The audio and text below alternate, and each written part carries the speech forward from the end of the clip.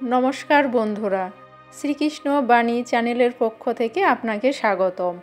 আজকে আমরা জানব মঙ্গলবার বাড়িতে কিভাবে হনুমানজির পূজা করবেন এবং তার আশীর্বাদ লাভ করবেন।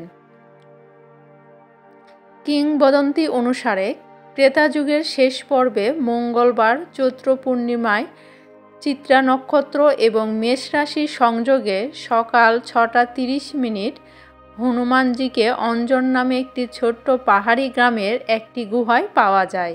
বর্তমান ভারতের ঝাড়খণ্ড রাজ্যের গোমলা জেলায় জন্মগ্রহণ করেন। তাই মঙ্গলবার হনুমানজির পূজা অত্যন্ত শুভ বলে মনে করা হয়। হনুমানজি ভগবান শিবের 11তম অবতার। শ্রী হনুমানজি কলিযুগে একমাত্র দেবতা যিনি অমর এবং ভক্তদের ক্ষুদ্র প্রচেষ্টায় তিনি দ্রুত সন্তুষ্ট হন।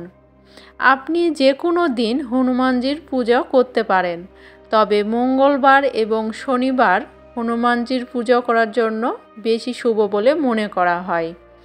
মঙ্গলবার ও শনিবার হনুমানজির মন্দিরে গিয়ে লাড্ডু নিবেদন করে হনুমানজির আশীর্বাদ লাভ করতে পারবেন।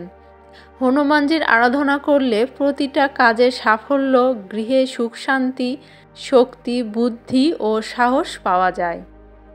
হনুমানজিকে সংকট মোচনও বলা হয়। আপনি যদি খুব সংকটের মধ্যে থাকেন তবে আপনার হনুমানজির পূজা করা উচিত।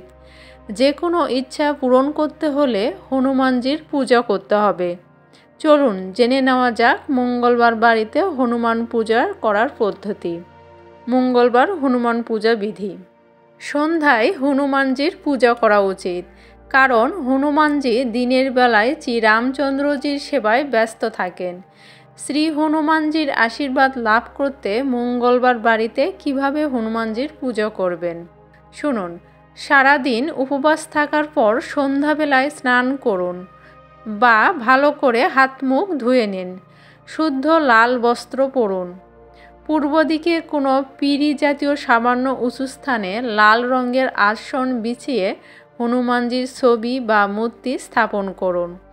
আর যদি আগে থেকেই হনুমানজির মূর্তি বা ছবি স্থাপিত থাকে তাহলে পরিষ্কার কাপড় দিয়ে পরিষ্কার করুন। আসনে একসঙ্গে শ্রীরামচন্দ্রের ছবিও রাখতে হবে। এবার গঙ্গা জল ছিটিয়ে আসনটি শুদ্ধ করুন। হনুমানজির সামনে খাঁটি ঘি সরিষার তেলে প্রদীপ জ্বালান। হনুমানজিকে বস্ত্র আকারে পবিত্র সুতা নিবেদন করুন। সিঁদুর ও জুঁই তেল মিশিয়ে অনামিকা আঙ্গুলে শ্রীরামচন্দ্র ও হনুমানজিকে তিলক লাগান। আপনি যদি মহিলা হন তাহলে হনুমানজির পায়ে সিঁদুর অর্পণ করুন। আর আপনি যদি পুরুষ হন তাহলে হনুমানজির মূর্তিকে চূলা নিবেদন করুন। হনুমানজিকে লাল ফুল অর্পণ করুন। হনুমানজির লাল রং খুব পছন্দ। হনুমানজির সামনে সুগন্ধি ধূপ নিবেদন করুন। 1 কলস জল নিন এবং তাতে একটি মুদ্রা রাখুন। হনুমানজির সামনে ভোগ নিবেদন করুন।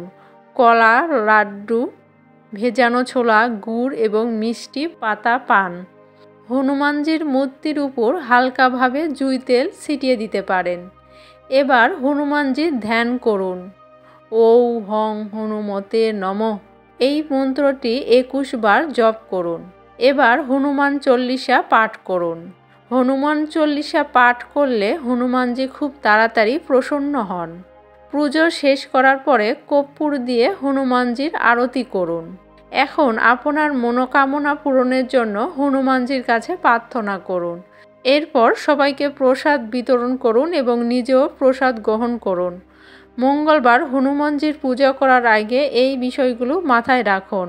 ভক্তদের সামান্য প্রচেষ্টায় হনুমানজি প্রসন্ন হন, কিন্তু কিছু ভুলের কারণে হনুমানজিও রুষ্ট হতে পারেন। আসুন জেনে নিই হনুমানজির পুজো করার সময় কি কি সতর্কতা অবলম্বন করা উচিত। আগের রাত থেকে মঙ্গলবার পর্যন্ত সম্পূর্ণ ব্রহ্মচর্য পালন করা উচিত। হনুমানজির পুজোর দিন মাংস, মাছ বা মদ সেবন করবেন না। দিনের বেলা ফল, দুধ, সাবু বা আটা ও গুড় দিয়ে তৈরি খাবার খেতে পারেন। সন্ধ্যায় পূজার পর একমাত্র খাবার খেতে হবে। খেয়াল রাখবেন খাবারে যেন লবণ না থাকে। কারো সম্পর্কে খারাপ শব্দ ব্যবহার করবেন না, কারো সম্পর্কে খারাপ চিন্তা থেকে দূরে থাকুন। কারো সমালোচনা করবেন না। যে কোনো ঝামেলা থেকে দূরে থাকুন। সারাদিন হনুমান ভজন জপ করতে পারেন। এতে আপনার ঘর থেকে নেতিবাচক শক্তি দূর করে। বন্ধুরা, আজকে এ পর্যন্তই। আপনাদের যদি ভিডিওটি ভালো লেগে থাকে তাহলে অবশ্যই লাইক, কমেন্ট এবং সাবস্ক্রাইব করে পাশে থাকবেন। আজকে এ পর্যন্তই। আবার আসবো নতুন কোনো ভিডিও নিয়ে। ধন্যবাদ।